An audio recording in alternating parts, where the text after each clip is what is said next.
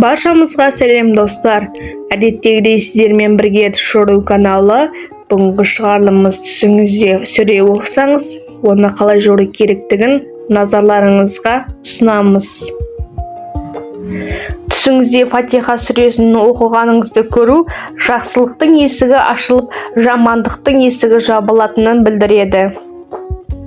Түсіңізде Бақара сүресін оқысаңыз, кісінің өмір жасы ұзақ, діндарлығы артады.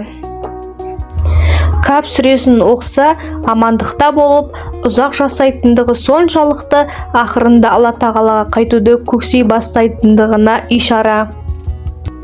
Табарак сүресін оқығанын көрсе, мал дүниесінің артатындығын білдіреді.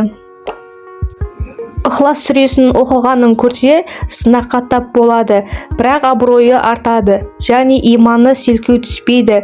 Кейбір болжаушылардың айтысына қарағанда, Ихлас сүресін түсінде оқығанын көрсе, ол ажалдың жақындағанына ишара екен. Фалақ сүресін оқығанын көрсе, Алла тағала оны адамдар мен жындардың кесірінен қорғайды. Сондай-ақ дуашылар мен көрімаушылықтардың жамандығын бертарап қылады. Нас сүресін оқығанын көрсе, бәле-жаладан аман болып, шайтанның әскерлеріне қарсы Алла тағаланың панасында болады, оған зияндары тимейді.